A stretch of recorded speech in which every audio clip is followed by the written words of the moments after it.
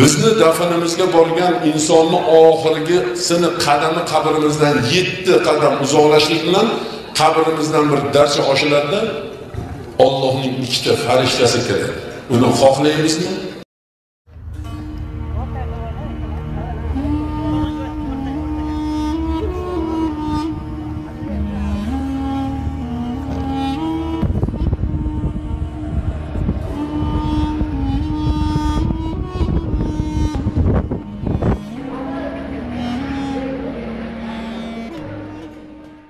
Xohlamaymizmi? Boshimizda shu savdo bor. Agar suvga cho'kib dom-daraksiz jasadimiz yo'q bo'lib ketmasa, agar biror bir yirtqich hayvonlar bizni tilkab o'ratib ketmasa, mana shu savdo, shu ish hammamizni tepamizda bor. Oyoq qo'l bog'langan, dunyoni biror bir ta'siri o'tmasdan modasini o'zgartira olmagan kafan, na yengi bor, na yoqasi, na cho'ntagi bor. Kafanga o'ralgan holatda yotamiz. Ikkita farishta kiradi, bizlarga bir nechta savol beradi. Birinchisini aytmayman, ikkinchisini aytmayman, uchinchisini aytmayman, to'rtinchisini aytaman. Va ma kitabuka deydi. Sani kitobing qaysi deydi? Nima deb javob berasiz? Matematika deysizmi? Men bir umr fizikadan dars berganman. Meni kitobim fizika deysizmi? Men bir umr insonlarga ximiyadan dars berganman. Meni kitobim ximiya deysizmi? Kim nima deydi? Nima kitobni so'raydi? Parvardigor. Allohning kalomi bo'lgan.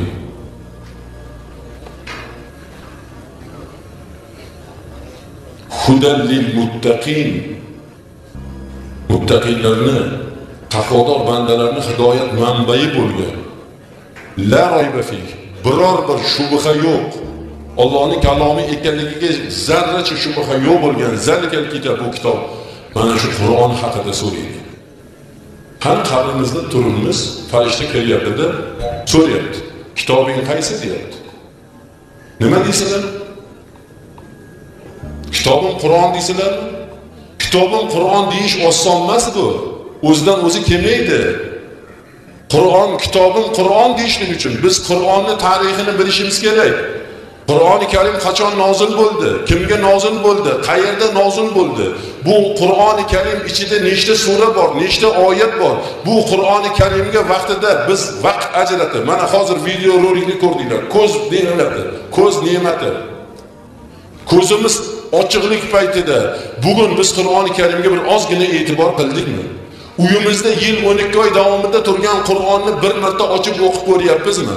Shayx Zulfiqor Ahmad Hafizahulloh aytadilarki, hayoti dunyoda 60 yil, 70 yil, 80 yil yashab, Qur'oni Karimni bir marta ochib o'qib ko'rmasdan Allohning dargohiga shu Qur'ondan imtihon topshirgani ketganlar qancha deydi? Bobolaringizni eslab ko'ring, dadalaringizni, buvlaringizni eslab ko'ring. Qur'oni Karimni o'qib o'tirganini ko'rganmisiz? Qur'oni Karimni o'qiy olarmidi? Mustaqil ravishda harf o'qiy olarmidi? O'qiy olmasaydi-ku ko'pchiliklari. Sanoqli odamlargina bu baxtga erishgan. Bu Qur'onga vaqt ajratgan. Qolganlarni bobolarichi buni ochib o'qib ko'rmasdan Allohning dargohiga hisob-kitobga borib, ular nima deb javob berdi-ekan? Ey bandam, men senga to'g'ri yo'lni topishliging uchun Qur'on nozil qilgandim. Payg'ambarim orqali senga Qur'onni yetkazgan edim. Bu Qur'on oyatlarida meni buyruqlarim, amrlarim, manhiyotlarim bor edi. Bu Qur'oni Karim ichida va'dalar bor edi. Bu Qur'oni Karim ichida va'idlar bor edi. Bu Qur'oni Karim ichida o'tgan ummatlar Xudodan yuz o'girganligi, payg'ambardan yuz o'girganligi uchun ularni boshiga kelgan balolardan ogohlantirgan edim. Bu Qur'oni Karim ichida ibratli hikoyalar bor edi, qissalar bor edi. Sen shularni o'qib shu hikmatlardan bahramand bo'ldingmi? Bu Qur'oni Karim ichida 500 ta oyati halol nima, harom nima. Mana musulmonning yeydigan halol ne'mati kulu minat toyibati ma rozaqnakum, mana yenglar, bu sizlarga pokiza qilib yuborgan ne'matlarimni haqidagi oyatlar bor edi. Buni yemagin, buni ichmagin, bu harom. Buni ichsang iymoningga xatar tushadi. Sen gunohkor bo'lasan, dunyoy oxiratda sen shu harom orqali o'zingni xarob qilasan deb ogohlantirgan oyatlarim bor edi. Buni ichida duolar bor edi, istig'forlar bor edi. Ey banday ojiz, qani Qur'ondan biror harf o'rgandingmi? Qur'oni Karimga harakat qildingmi desa, nima deb javob beramiz? Aytinglar. Men 100 yil keyin aytayotganim yo'q.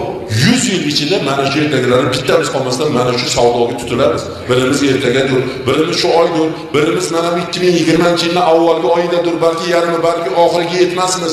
Boringki 5 yildan keyin, boringki 10 yildan keyin boshimizga shu savdo tushadi. Shu qabrga kiramiz. Bizlar Qur'on haqida so'ralamiz. Birodarlar, nima deysiz? Hozir bir Qur'oni Karim kitobni olib keltirsakda, shu 10 qo'ldagi stoldan boshlab turib, birma-bir qani oldinglarga qo'ysak, qani aka, mana bu Qur'oni Karimdan bir oyat o'qib beringchi, o'qib berdi. Yonidagi insonga so'rab, keyingi oyatni o'qib beringchi desak, o'qib berdi. 3-odamga so'rsak, o'qing desa, 3-oyatdan o'qib bera olamizmi bu Qur'oni Karim?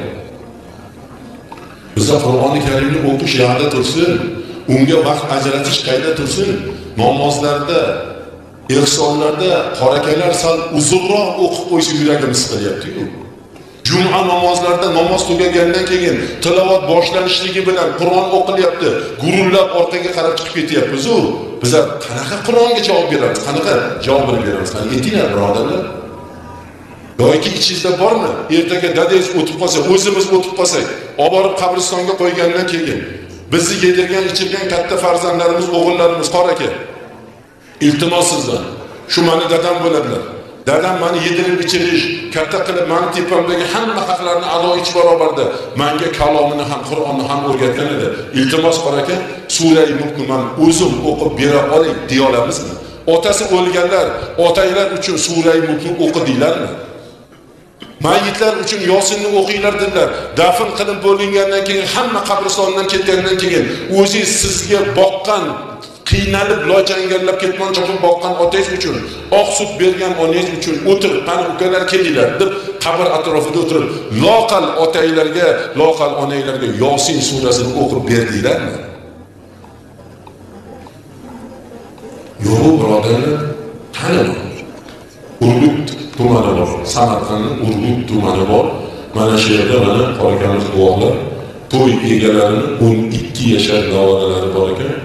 Onadan mutlaq ko'r tug'ilgan. Ko'zni qorachig'i, tariqcha ham qorachig'i yo'q. Oppoq, haligi bir yaltiroq marmar toshga o'xshab turibdi. Ko'z qorachig'ining o'rni ham yo'q, oppoq. Yetaklab olib kelishdi. Qo'limda yiqilaverib, qoqilaverib, rosa haligi og'zi kuygan qatrini ham ushlab zo'rga keldi, yetaklagan bilan o'tirdi. Mana shu o'g'limiz qori bir Qur'on o'qib bersa dedilar. Murattab qori ekan, ko'r bola. Murattab Qur'oni Karimning 30 porasini yodlagan. Bu yil Ramazon oyida xatmi Qur'onda masjidda 16 pora Qur'onni o'qib berdi. Orqasidagi turgan ustozlardan bitta luqma olgani yo'q edi. Endi savol, birodarlar, vijdonimizga savol. 30 pora Qur'on yodlab 16 porasini jamoatga o'qib bergan bola ko'rmi? Hamma borlig'ini o'z rangida ko'rayotgan. Biz ko'rdik, kim ko'rdi? Biz ko'ramiz. Biz haqiqatda ko'ramiz. Chunki shu ko'radigan ko'zimiz bilan biz bugun Allohning qudratini ko'rmayapmiz. Allohning azamatini ko'rmayapmiz. Yaratishlarga qarab buni orqasida bir qudrat sohibi bor ekanligini ko'rmayapmiz. Kalomiga qarasak, hamma harf emas, tochkasigacha, virguligacha birday ko'ramiz. Bugun kalomiga qarab turib, shundoq musulmonlar kelyapti, yurtdoshlarimiz hajga borib kelyapti-da, o'ziga o'zi la'nat aytib kelyapti. Ming la'nat bo'lsin menga deyapti. Ming la'nat bo'lsin. Ha nima bo'ldi? Nega siz o'zingizga la'nat deyapsiz? Madina-i Munavvaraga bordik, masjidning ichida javonlarda Qur'onning har turi bor. Har katta kichigi bor. Qop-qora habashlar. Terisi ko'mirdan battar qop-qora habashlar Qur'oni Karimni ochib, sharillatib o'qib, Qur'oni Karimni ochib ko'ryapman, rasmi yo'q, boshqa yo'q, bir oyat o'qiy olmayman. Odam bo'lmay, o'l bukuningdan battar bo'lib, o'zim la'nat, shuni o'zim yomon ko'rdim deb deyapti.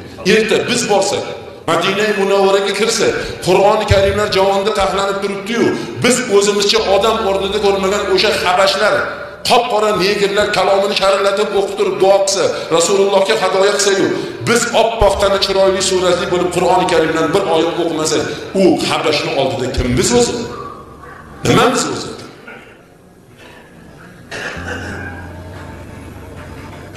Mana shu yerda bitta g'ayridin bo'lmasa kerak, to'g'rimi? Yo bormi do'stlar, ishlar bor. Hamma musulmon ishlaydi. Musulmonmisizlar? alhamdulillah musulmonmiz. Musulmon bo'lsak, Allohning kalomini o'qishni bilmaymizmi? Qani musulmonchilik? Musulmon bo'lsak, namoz o'qimaymizmi? Mana bugun bomdodni, peshinni, asrni, shomni o'qimaganlar oramizda bor. Eng yomoni shu, istirob yo'q. Voy, namoz o'qitib qo'ydilar, namozim qazo bo'lib qoldi-ya, endi nima bo'ladi? Xohlaganingiz, uyingizdan chiqdingiz, mashinalarni piyodadan boshqaradi. Uyingizda telefoningiz qolib ketsa nima qilasiz? U bir 5 kilometr, 3 kilometr bir joyga ketyapsiz. U telefon sizga muhim, yaqin boradigan joyingiz bilan topishib olish uchun kerak. Siz uyingizga bir muhim xabar aytish uchun kerak. Qaytasizmi yo'qmi? Insof bilan ayting. Telefon uchun qaytasizmi yo'qmi? Qaytasiz. 100% javob beraman, qaytasiz. Lekin bomdodni qazosini o'qish uchun qaytmayapsizmi? Peshinni qazosini o'qish uchun qaytmayapsiz-ku. Bizlar namozimiz oldida, jannatimizning kaliti bo'lgan namoz oldida telefonimiz muhimmi? Shuzam ota-bobolarimiz iymon bilan yashashdi-yu, oqibat bilan yashashdi-yu, Xudodan qo'rqib yashashdi-yu, taloq qilmasdan yashashdi-yu, bir-birini g'iybat qilmasdan, bir-birini obro'sizlantirmasdan yashashdi-yu oqibatda. Qaytaga shusiz hayot tinchiydi. Erkak ayol o'rtasidagi haligi shahvoniy hirslar, gaplar, fohishalik-bilanliklar, ro'liklar hammasi nimadan chiqdi? Mana shundan-ku. Shu uchun qaytamiz-ku, lekin qazo qilgan namozimiz uchun qaytmaymiz. Yana nima deyapmiz? Musulmon masalasi. Alhamdulillah musulmonmiz. Bu faqat so'z bilan aytiladigan narsa emas bu. Mayli biz ishondik, musulmon ekanmiz. Parvardigor ham ishonadimi? Musulmonman Parvardigor deganda ishonadimi Parvardigor? Qanaqa musulmonsan deydi. Qani menga musulmonchiligini ko'rsat. Sani soldim musulmonlik yerini, qani shukr qilganingdan bilingni. Sen musulmon oilada, nikohli oilada tug'dirding. Dunyoga musulmon bo'lib ketding. Vujudingda musulmonlik aloqa. Qani musulmonchiligini ko'rsat. Nega namoz o'qimading? Nega aroq ichding? Nega zino qilding? Nega sigaret nosvoy chekding desa, nima bilan isbot qilamiz? Kim jonimizga